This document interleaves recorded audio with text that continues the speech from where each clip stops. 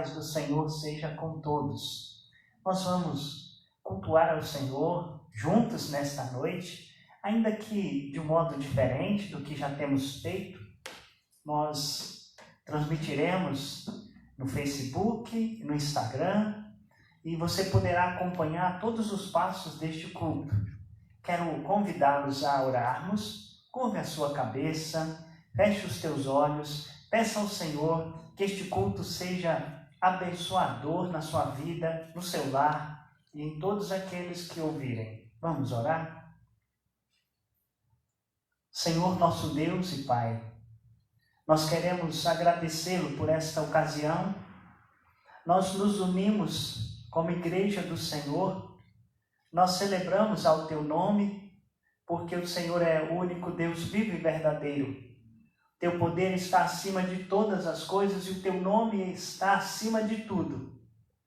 Nós invocamos a tua graça sobre nós, pedindo a tua direção e que o teu Santo Espírito nos conduza em tudo para a glória do Senhor.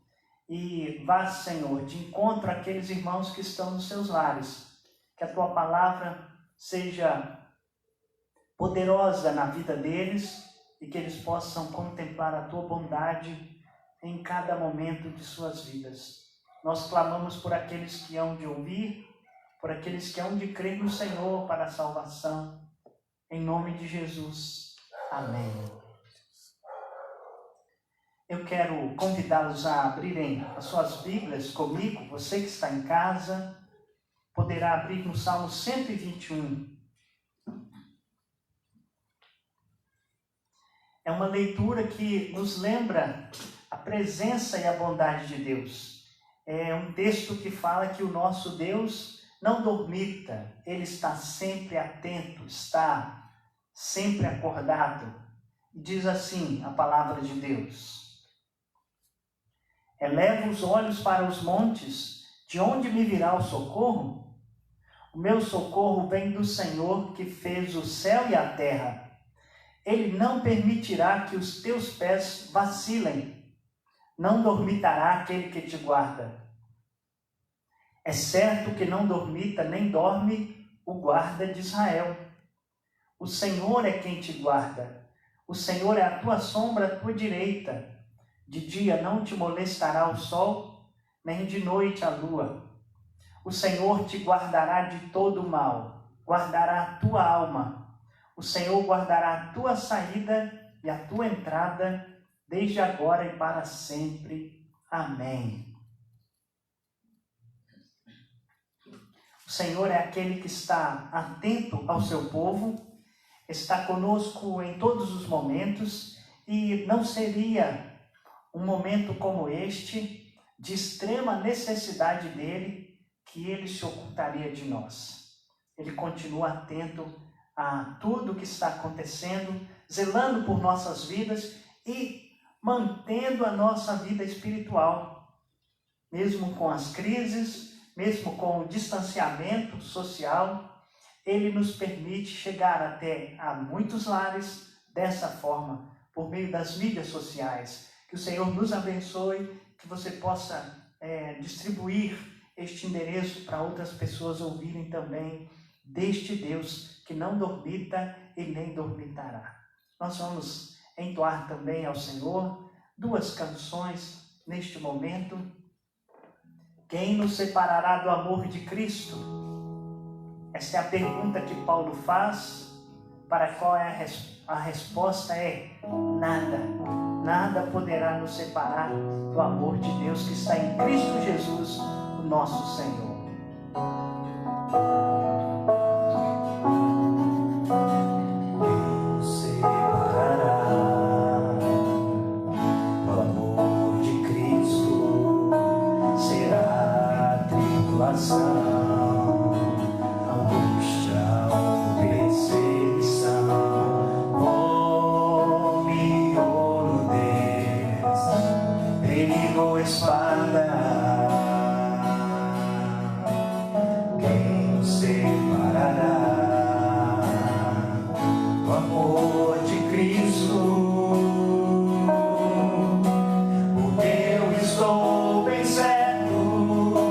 De que nem morte, nem vida, nem anjos, nem principados, nem coisa do presente, nem do porvir, nem poderes, nem alturas, nem profundidade, nem qualquer outra criatura poderá nos separar do amor de Deus que está em Jesus Cristo, nosso Senhor, que está em Jesus Cristo. Nada, nada poderá nos separar, nada, nada poderá nos separar do amor de Deus que está em Jesus Cristo, nosso Senhor, que está em Jesus Cristo.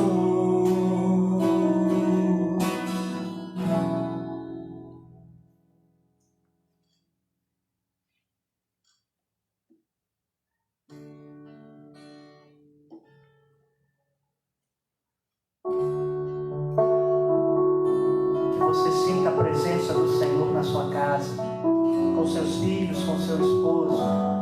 Se alegre, dizendo que você está na presença dele. Como é importante, meu Jesus, sentir que tu estás comigo, poder ouvir a tua voz a falar no meu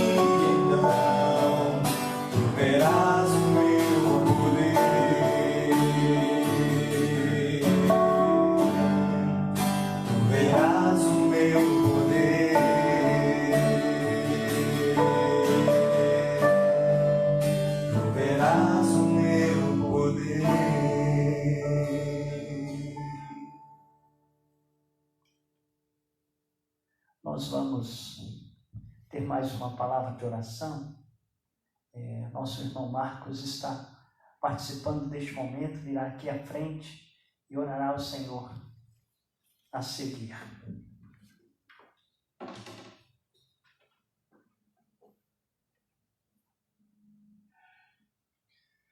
Senhor, nosso Deus e poderoso Pai, graças te damos, ó Pai, por esta casa. Graças te damos, ó Pai, pelos irmãos que estão conosco e nos unem, ó Pai, a nossa fé. Em nome de Jesus Cristo, nós louvamos o teu santo nome pelo sacrifício de Cristo na cruz. Ó Pai, nós sabemos que as nossas vidas pertencem a Ti, que o Senhor é louvado, ó Pai, é engrandecido por nós, que nessa noite o Senhor possa ser também, ó Pai, reconhecido como Deus soberano, Criador dos céus e da terra. Graças te damos, ó Pai, por estarmos aqui louvando o teu santo nome. Queremos, ó Pai, te bendizer, ó Pai, pelo cuidado que o Senhor tem tido com a tua igreja. Graças te damos, ó Pai, fala aos nossos corações através da tua palavra, em nome de Jesus. Amém, Senhor.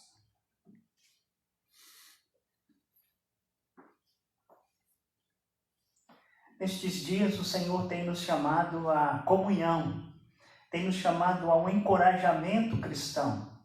Nós somos uma igreja grande, pela graça de Deus, e é momento de nós nos unirmos e mostrarmos pela fé, pela atitude de obediência, de respeito às autoridades, ao que nós temos sido chamados. Então, nós estamos apresentando pela primeira vez o culto ao Senhor através das mídias sociais. Nós estamos no Facebook e nós estamos também no Instagram. Você poderá procurar IPJOBH e você achará uma das duas nossas plataformas sociais pelas quais você poderá ouvir a mensagem do Evangelho.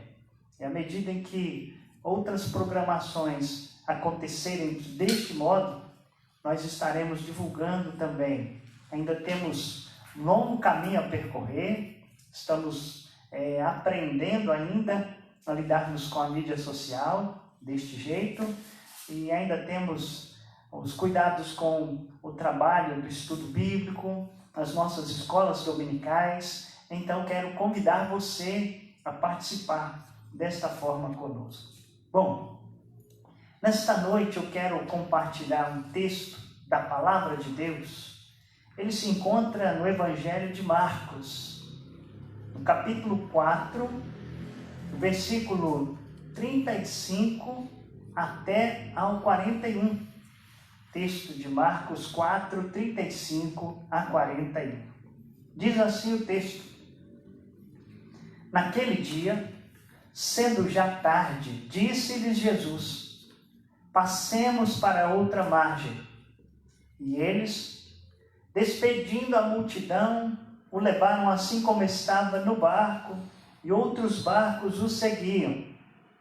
Ora, levantou-se grande temporal de vento e as ondas se arremessavam contra o barco, de modo que o mesmo já estava a encher-se d'água. E Jesus estava na popa, dormindo sobre o travesseiro. Eles o despertaram e lhe disseram: Mestre, não te importa que pereçamos? E ele, despertando, repreendeu o vento e disse ao mar: Acalma-te, emudece. O vento se aquietou e fez-se grande bonança. Então lhe disse: Por que sois assim tímidos? Como é que não tendes fé?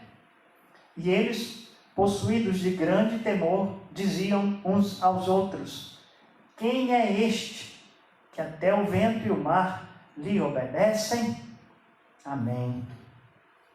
Vamos orar mais uma vez, pedindo a Deus nos abençoe na meditação da palavra. Deus eterno, nós nos colocamos diante da Tua presença e pedimos que o Senhor graciosamente nos abençoe, que o Senhor fale aos nossos corações, que a Tua palavra impacte a nossa vida, Que o teu Santo Espírito nos inunde de tal modo, ó Deus, que a nossa fé seja fortalecida no Senhor e na força do teu poder. Em nome de Jesus, sustenta-nos. Fale, ó Deus, conosco, porque nós precisamos ouvir. Alimente-nos, encoraje-nos nesta noite por tua palavra. Por tua graça pedimos em nome de Jesus. Amém.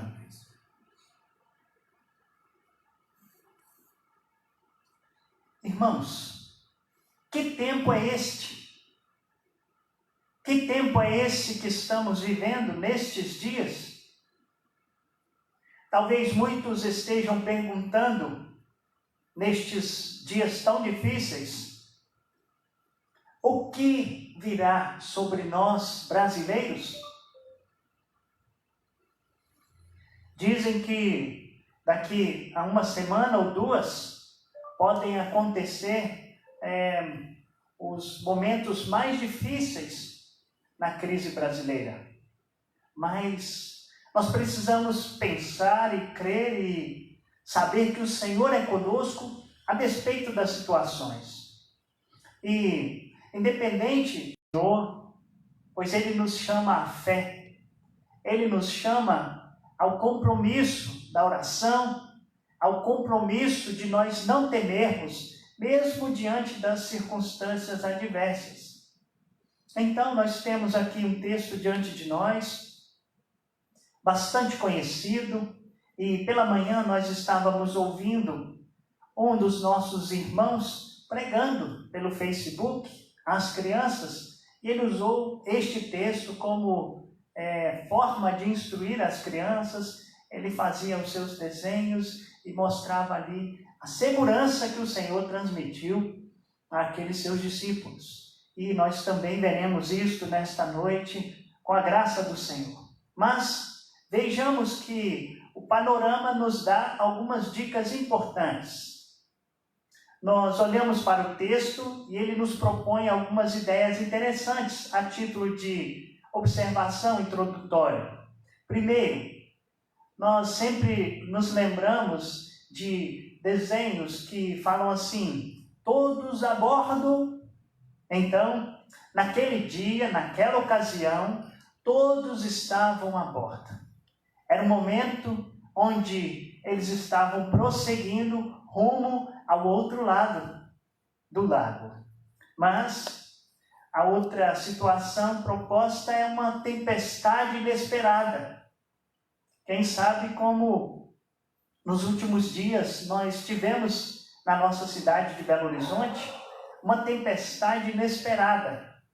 De repente, o contexto todo nos mostra um clamor profundo. A alma clamando ao Deus vivo e verdadeiro. A seguir, mostra-se um milagre maravilhoso. E também, seguida de uma disciplina amorosa de Deus sobre os seus filhos. Você já olhou esse texto à luz de que o Senhor estava disciplinando os seus discípulos?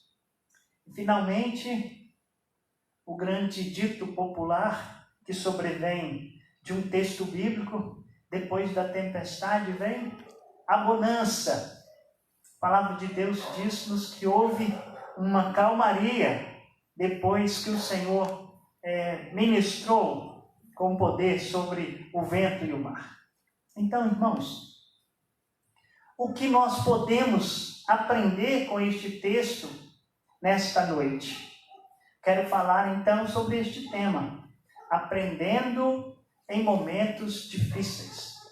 Primeiro, nós vamos ver as lições que podemos aprender nos momentos de crise. Talvez você já tenha ouvido alguma meditação, algum texto, algum sermão neste tópico da Escritura. Ele não é um texto desconhecido, e então nós podemos aprender algumas lições importantes sobre este momento de crise. Primeiro, as crises sempre nos tomam de surpresa. Assim como aqueles nossos irmãos nós somos tomados de surpresa por muitas coisas. As crises nos sobrevêm, os desafios da vida moderna, de nós tentarmos acompanhar, de certo modo, o avanço das coisas, sem, contudo, deixar que elas nos dominem. Isso muitas vezes nos toma e nós nos achamos em crise. Por um lado, temos crise de emprego, nós temos crise políticas, nós temos crises sociais. E ainda há pouco, antes de começar o culto, uma pessoa me procurou à porta e disse que o seu barraco, próximo a nós aqui, sofreu com a chuva de sexta-feira, estava procurando apoio para tentar cobrir o seu barraco. Então as crises estão ao nosso lado. Não bastasse também estas, muitas vezes elas estão dentro das nossas casas. Crises conjugais, crises de relacionamentos de pais e filhos. Mas se alguém disser que está totalmente preparado para a crise, talvez ele precise refletir um pouco mais, porque talvez não tenha passado por uma crise que ainda não tenha o surpreendido de tal modo como foi naquela ocasião. Então os ventos deram de ímpeto contra o barco daqueles discípulos, o mar se revoltou de um modo surpreendente e inesperado, e eles então se viram em grandes problemas, numa grande enrascada. E quem sabe seja este o sentimento de muitos nos nossos dias com respeito ao coronavírus. Quem sabe isto tenha tirado o sono de muitas pessoas. Quem sabe nós ainda não estejamos sabendo como lidaremos com este tempo de reclusão, que por um lado nos leva aos nossos lares, com a esposa e com os filhos, mas por outro lado nos leva a uma grande questão. O que será a seguir? O que será dos empregos? O que será disto, daquilo? Então, aprendamos. As crises são surpreendentes, elas nos tomam, mas nós precisamos, biblicamente, nos preparar para enfrentarmos com fé as crises que nos sobrevierem no dia a dia. É importante sabermos que nós estamos servindo ao Senhor e ainda assim nós seremos surpreendidos com algumas coisas, ok? Então, nós devemos saber que as crises, elas nos tomam de surpresa, mas também as crises muitas vezes nos assolam, os problemas nos assolam e quem sabe, como o título deste capítulo diz, Jesus acalma uma tempestade. Quem sabe uma tempestade tenha se formado sobre a sua vida, sobre o seu lar, as incertezas, e a tal ponto de assolarem o seu coração. Estava vindo de casa para cá e ao olhar, quando passava perto do viaduto ali da estação São Gabriel, olhando à minha direita, eu via pesadas nuvens sobre o centro de Belo Horizonte, a região do bairro da Serra e outros lugares. E quem sabe nuvens escuras estejam também circundando a nossa mente, o nosso coração, e alguns tenham se sentido de tal modo imprensados, espremidos, assolados, e nós temos uma palavra de Deus para o nosso coração nesta noite, para nós continuarmos crendo neste Deus Todo-Poderoso, ainda que, como diz o salmista no Salmo 46, ainda que a terra se transtorne e os montes se abalem nos seios dos mares, há um rio cujas correntes alegram a cidade de Deus. É assim, irmãos, nós vamos nos alegrar em Deus, ainda que os problemas, as crises, o corona ou qualquer outro vírus venha com ímpeto contra a nação, o governo, o nosso estado, a nossa cidade. Nós precisamos aprender algumas coisas com esta situação. nós também olhamos o texto e, além de vermos a crise como surpreendente, como algo que assola, nós também vemos a crise como algo revelador. Revelador, pastor. Sim, sim, irmãos. As crises revelam os fundamentos da nossa existência. As crises revelam aonde nós estamos fundamentados, onde estamos edificados, em que de fato nós cremos, qual é a esperança do nosso chamado, da nossa vocação. Então, você pode, por exemplo, lá em Mateus 7, no final do capítulo, quando fala sobre os 2 fundamentos, o homem que ouve a Escritura, ouve a palavra do Senhor e não a pratica, é comparado a um homem insensato, que constrói a sua casa sobre a areia. Então vem a tempestade, os ventos, os problemas, as dificuldades, as perdas e os lutos, que são dolorosos, de fato. Nós não podemos minimizar este fato de que as dores que o luto e a perda produz no coração são reais. Mas aí aquela casa rui e é destruída. Mas quanto ao homem que ouve e atende a voz do Senhor, ele é comparado a um prudente construtor que edifica a sua casa sobre a rocha. E Cristo é a nossa rocha. Ele é a rocha, como diz a Escritura por boca de Pedro. Ele é a pedra que os construtores rejeitaram, mas ele é a nossa pedra principal. Ele é a rocha de ofensa, e muitos tropeçam nesta rocha que é Jesus, mas para nós ele veio a ser a principal pedra, e nós, como pedras que vivem, somos edificados, edifício de Cristo para a sua glória. As crises são reveladoras, e então nós podemos perguntar: qual o fundamento da sua vida? Você que está nos ouvindo aí pelo Instagram, pelo Facebook, em que você tem edificado a sua vida? Em que você tem edificado o seu lar? Como você está construindo a sua família? Ou como você está aproveitando este momento, quem sabe, para reedificar a sua vida cristã, junto com a sua esposa, com seus filhos, com os familiares que estão dentro da sua casa. Este é o momento de você, com a sua família, aproveitarem, crescerem em Deus, orarem, chorarem aos pés do Senhor pelas situações que nós temos vivenciado nos nossos dias.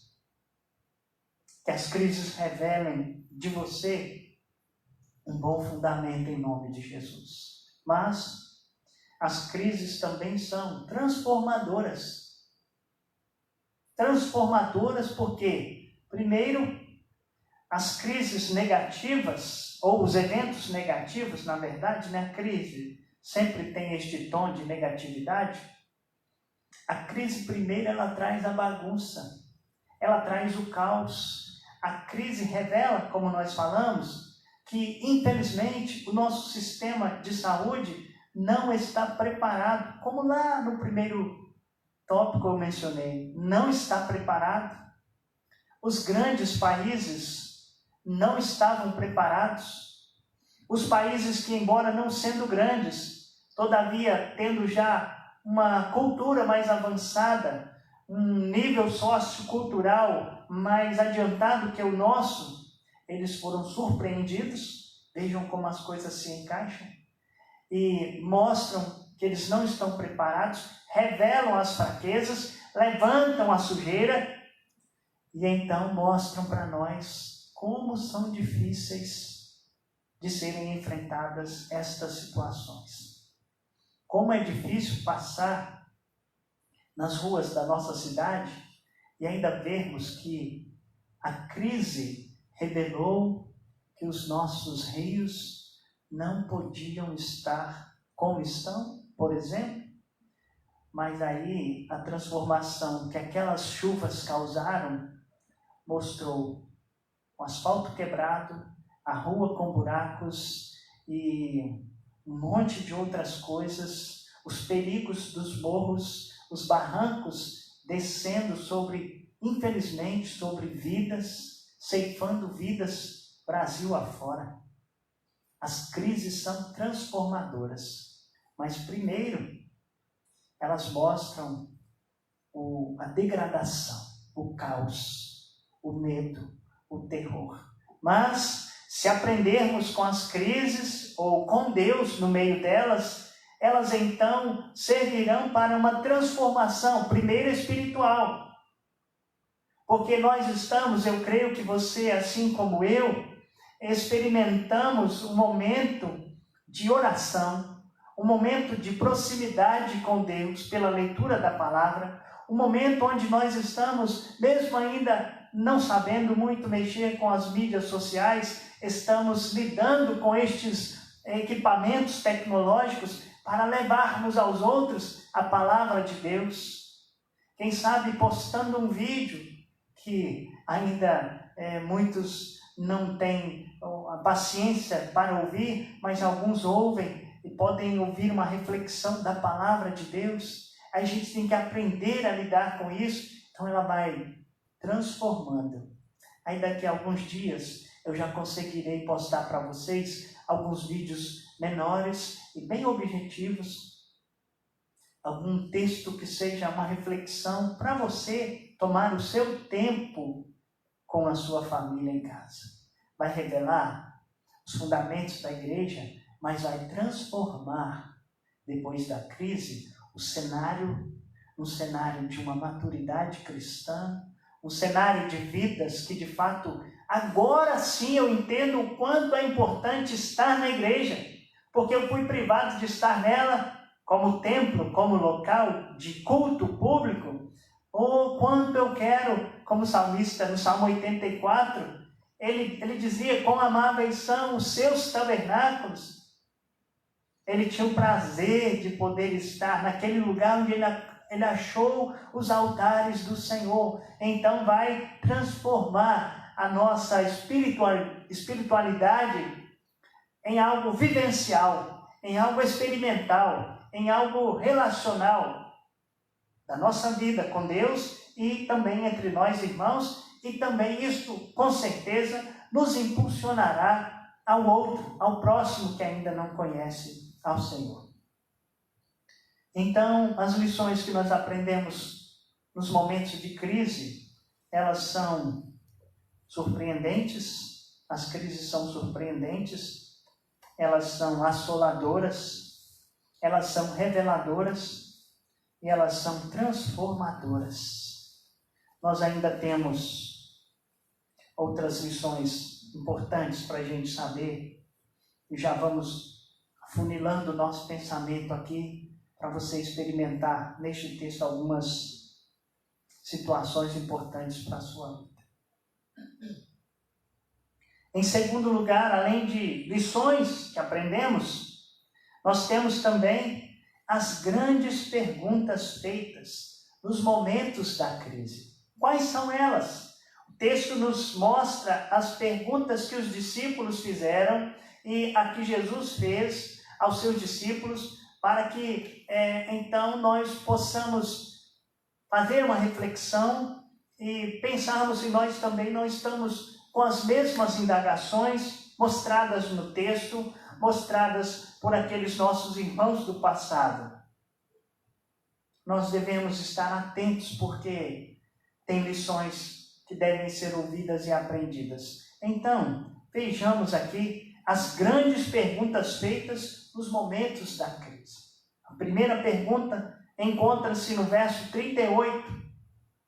E Jesus estava na popa, sobre o travesseiro, e o despertaram e lhe disseram: Mestre, não te importa que pereçamos? Essa é a primeira pergunta que nós temos aqui. Às vezes, nós achamos que Deus não se importa conosco, que Deus se importa com o vizinho, que Deus se importa com o primo, com o parente que está longe, mas quando chega na nossa casa, Deus não se importa conosco. Quem sabe alguns cristãos estejam olhando para o ímpio, como inicialmente pensa ou pensou o salmista, mas o Senhor mostra que o fim dele seria a destruição. Então nós não devemos ter inveja do homem que prospera em seu caminho, que leva a cabo os seus maus desígnios, pois eles serão destruídos. Então não pense que Deus não está se importando com você. No Salmo 13, os Salmos, eles narram algumas situações onde os salmistas eles declaram este sentimento de que Deus não está perto. Salmo 13, por exemplo, como mencionado, é uma pergunta que é feita: Senhor, por que te olvidaste de mim? É uma pergunta que o salmista levanta, e muitas vezes o coração de inúmeros cristãos está fazendo a mesma pergunta. Senhor, o Senhor se ausentou de nós, por quê? Senhor, o Senhor está longe de nós, por quê? Senhor, o Senhor não nos ouve, por quê? O povo de Deus também já fez essa pergunta em outras ocasiões, como se Deus não estivesse atento ao mal que estava acontecendo naqueles dias. Mas eu quero dizer a você que a única pessoa que foi abandonada de forma cabal foi o próprio Filho de Deus. Quando ele disse: Senhor, Senhor, ou Deus meu, por que me desamparaste? Ali o Pai estava desamparando o Filho para que sobre ele o nosso pecado fosse de fato punido. Então, quem somos nós para dizer: Senhor, Senhor, se ausentou de mim? Ele não se ausenta de nós. Nós não suportaríamos a ausência de Deus de sobre as nossas vidas, porque isto é o castigo que o pecado traz. É o abandono de Deus, mas não isso apenas, além dele abandonar de graça, ele impõe a justiça. Só Cristo pôde suportar em nosso lugar estas coisas. E os ímpios que não temem a Deus, eles serão tanto abandonados quanto a graça, como punidos justamente por seus pecados. Então, não te importa que pereçamos? Nós não estamos perecendo. Deus está conosco. O Senhor está cuidando de nós. Mesmo que a morte nos sobrevenha, Deus está cuidando de nós. Ele não nos desampara jamais. Ele não se afasta de nós no sentido a nos abandonar e nos deixar sem a sua graça, se é que nós de fato estamos ligados a Cristo. Como cantamos, nada pode nos separar do amor de Deus que está em Cristo Jesus, o nosso Senhor. Queridos, a primeira pergunta é: Mestre, não te importa que pereçamos? Os discípulos, de acordo com os comentaristas, o tom que eles usam contra Jesus é mais parecido com acusação do que com o pedido de socorro. Então, não acuse ao Senhor, não murmure contra Deus de que Ele está te abandonando. Não está. O Senhor não dormita e nem dorme aquele que te guarda, diz a Escritura Sagrada. Aqueles homens estavam, então, crendo em Jesus, porém, estavam tomados de pavor. É fato, isto mostra o texto. Eles temeram. E nós também, às vezes, ficamos surpreendidos, ficamos com medo do que poderá nos acontecer, mas nosso temor deve ser direcionado a Deus, que pode fazer mal aos nossos corpos, ou aos corpos dos que não creem, para a gente entender melhor, e ainda pode lançar a alma no inferno. A Ele devemos temer, a Ele. Mesmo que sejam difíceis os momentos. Eu não estou minimizando a crise em si, o Covid, ou qualquer que seja outro mal que acometa a humanidade.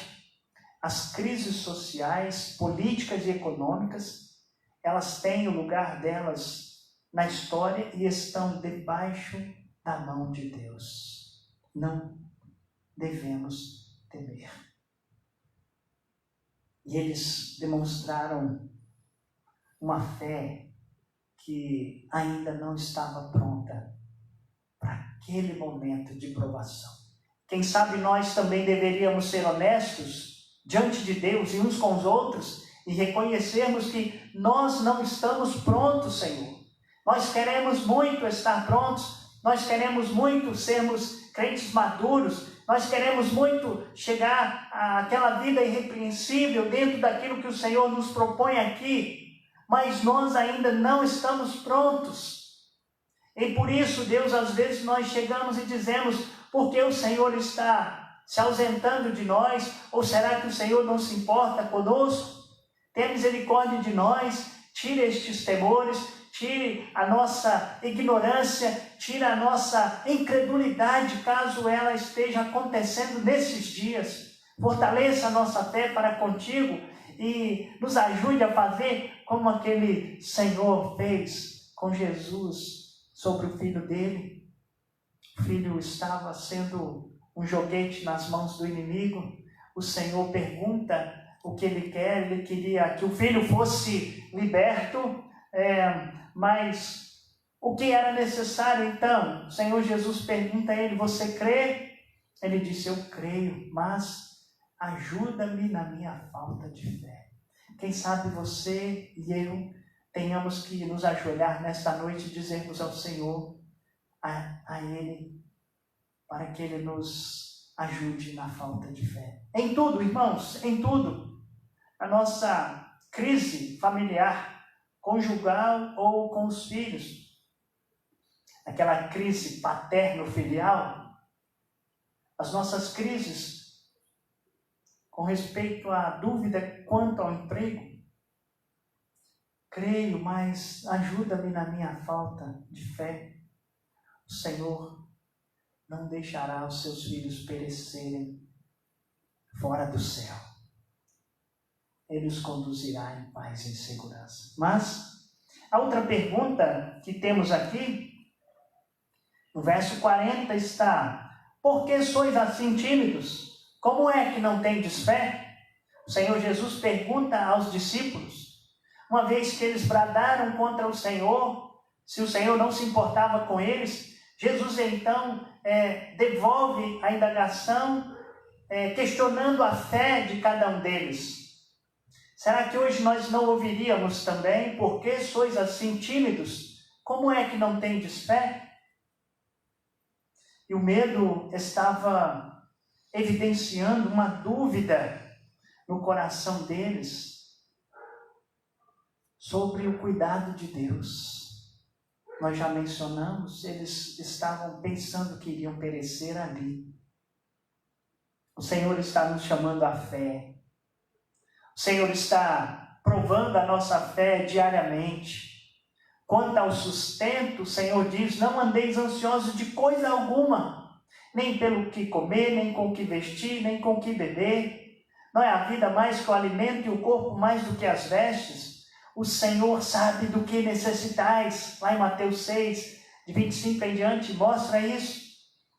E a proposta de Deus é: busquem em primeiro lugar o seu reino e a sua justiça, e as outras coisas serão acrescentadas. Servindo ao Senhor, nós seremos satisfeitos na nossa espiritualidade, na nossa vida pessoal com Deus, e Ele trará a paz que nós precisamos com respeito ao comer, ao beber e ao vestir. Mas quando nós nos sentimos meio atribulados e muitas coisas nos acontecem ao mesmo tempo, aí Paulo toma esta palavra e lá em Filipenses 4, de 4 em diante, ele manda nós nos alegrarmos sempre no Senhor. E ele diz para nós não andarmos ansiosos de coisa alguma.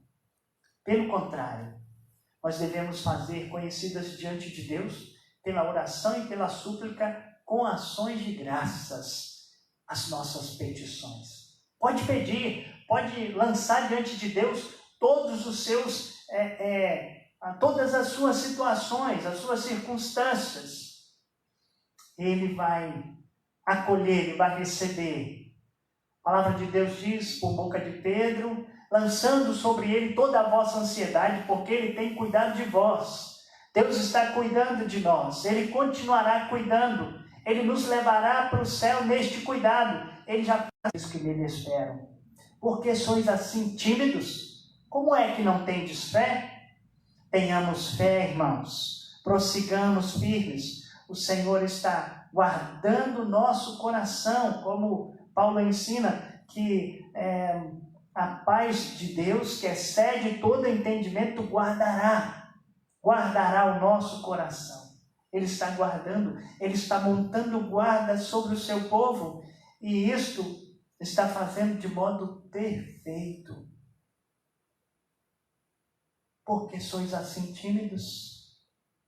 E eu quero repetir, não estou dizendo que nós não possamos sofrer com as crises, mas nós também não precisamos temer a tal ponto de desanimarmos. Não sejamos tímidos na nossa fé. Mas a outra pergunta, no verso 41, ela é dirigida dos presbíteros, dos discípulos, ao Senhor Jesus. Quem é este? Verso 41. Quem é este? Você o conhece, meu irmão, minha irmã? Você conhece a Jesus, convidado que talvez tenha recebido o endereço eletrônico e agora está ouvindo esta mensagem do Evangelho? Quem é este? Quem é este que até o vento e o mar lhe obedecem? Eu quero falar de algumas coisas importantes sobre quem é este. Ele é Deus. A palavra de Deus diz-nos lá em Isaías, no capítulo 9, que Ele é maravilhoso conselheiro, Deus forte, Pai da eternidade, príncipe da paz. Ele é o governador de todas as coisas, o governo está em seus ombros, sobre os seus ombros, e o seu domínio não terá fim. Ele é Deus, Ele é o governador, Ele é o sustentador, Ele é aquele que mantém todas as coisas no seu devido lugar. Ele é aquele que Isaías disse que mediu os céus a palmos, é aquele que conhece cada uma das suas estrelas. Ele conta o exército delas e as chama pelo nome. Ele é Deus. Ele é aquele por meio de quem todas as coisas foram criadas, e sem Ele nada existiria. Ele é Deus. Mas, por graça, Ele também é homem. A Escritura diz que o Senhor, Ele encarnou-se e assumiu a forma de servo, foi obediente até a morte, morte de cruz. Ele então é homem, por graça. Ele assumiu uma forma que não possuía, era espírito perfeito e poderoso, mas assume a forma de homem. E é homem perfeito, é homem puro, reto, santo, incontaminado do pecado. Por isso ele pôde ser o Salvador. Então ele é Deus, ele é homem, e por isso ele pôde ser o Salvador. Porque ele foi todo santo, incorruptível, e o sacrifício por ele apresentado foi aceito pelo Pai, por causa da pureza, da retidão, da incorruptibilidade com respeito ao pecado. Meus queridos, Ele é 100% Deus, 100% homem. E Ele é o Salvador eterno. E como Salvador eterno Ele veio, a Escritura mostra que Ele é o proclamador do reino de Deus. Ele falava por parábolas, verso 34 do capítulo 4, e sem parábolas não lhes falavam. Tudo, porém, explicava em particular aos seus próprios discípulos. Senhor, não deixa um dos seus escolhidos sem a revelação da sua graça, sem a revelação da sua vontade salvadora, sem a revelação daquilo que nós precisamos saber e daquilo que eles precisavam saber naquela noite. Quem é este? Ele é o revelador do Deus invisível. Paulo fala aos Colossenses que Cristo é a imagem do Deus invisível. Ele revela ao Pai. Ele revela a salvação que foi toda preparada na eternidade para o seu povo escolhido. Mas Ele é também aquele misterioso Senhor que talvez alguns dos nossos familiares ainda não conheçam, mas porque Ele está no nosso barco, estas bênçãos também alcançarão aos nossos familiares que não conhecem a Deus. Ele é o Senhor misericordioso, que ainda que estivesse apenas num barco com os seus discípulos, Ele ordena o silêncio ao mar e ao vento, e o barco dos nossos irmãos é acolhido, e ele sossega, o mar sossega, o barco fica normal, não há mais perigo de afundar, não há mais perigo de inundações, não há perigo de alguém cair daquele barco. Mas o texto diz que outros barcos também estavam, verso 36, outros barcos o seguiam. Há um clamor naquele barco, mas as bênçãos também recaíram sobre outros barcos. Então, o Senhor está no seu barco, clame ao Senhor, porque quando a bênção de Deus recair sobre a sua casa, sobre a sua vida, certamente outras vidas receberão, por misericórdia de Deus, as bênçãos que Ele estiver derramando sobre o seu barco. E muitos outros barcos poderão também aproveitar da calmaria e navegarem. Ele é um misterioso e misericordioso Senhor. Seu esposo não crente, ele está sendo mantido pela misericórdia de Deus. Seus filhos fora da igreja estão sendo mantidos pela graça misericordiosa de Deus por estarem neste barco que você está. Ele pode sossegar o seu barco e com isso levar tranquilidade aos que estiverem ao seu redor. E Jesus é aquele que é poderoso para dar paz àqueles que estiverem em crise. Todo o contexto deste texto fala de Jesus trazendo paz aos corações aflitos. O Senhor Jesus, Ele é vencedor sobre as crises. E este capítulo nos mostra o Senhor Jesus vencendo as crises numa família. No capítulo 3, o Senhor cura muitas pessoas. O homem da mão ressequida, depois a multidão, o Senhor escolhendo os seus servos, depois Ele cura também através da sua graça misericordiosa, mostrando o Evangelho sendo pregado. Na parábola do semeador, Ele está curando a vida espiritual, dando vida.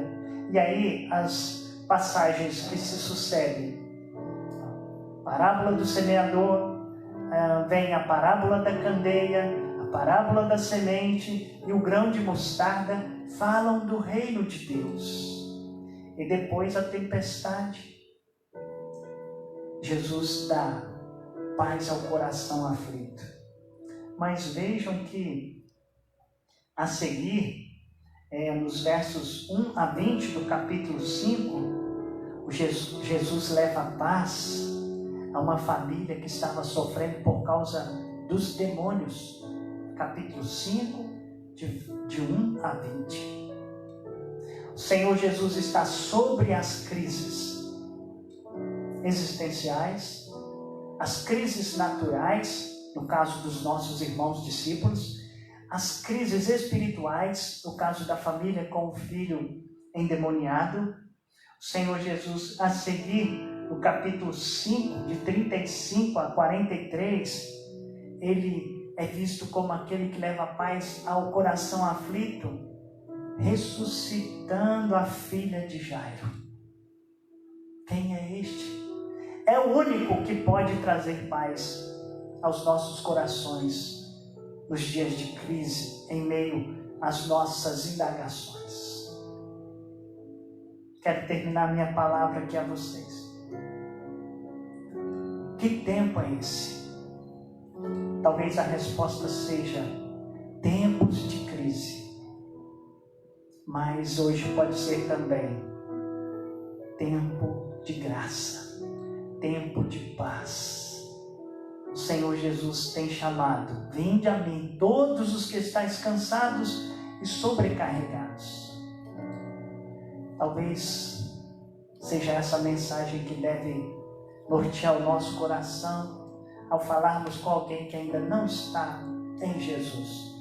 Pelo telefone, use o seu WhatsApp, faça uma chamada de vídeo e leia o versículo da Bíblia: vinde a mim todos os que estáis cansados. Ou quem sabe você possa utilizar-se deste mesmo texto e dizer: acalma, emudece. Tempo de graça e tempo de paz. Que o Senhor te abençoe. O Senhor abençoe o seu lar, abençoe a sua vida nesta semana, no seu recôndito familiar, e que você experimente mais de Cristo a cada dia. Ele é aquele que pode fazer sossegar a sua alma. Que o Senhor te abençoe em nome de Jesus. Amém. Amém. Quero orar por você nesta hora. Senhor, em nome de Jesus, toma em tuas mãos cada um de nós. Aquieta-nos, como lá no Salmo é dito que o salmista não tinha desejos, que o Senhor nos ensine a sossegarmos e a fazermos calar a nossa alma. Tenha compaixão de nós, ensina-nos, ó Deus, a não temermos, mas continuarmos crendo que mesmo que as crises nos venham, o Senhor está conosco. Abençoe-nos, abençoe, Senhor, a tua igreja, IPJO. Abençoe, Senhor, a cada um de nós, aos irmãos que estão ouvindo de outras igrejas. Pelo Senhor, que tem os seus corações apaziguados pelo Senhor.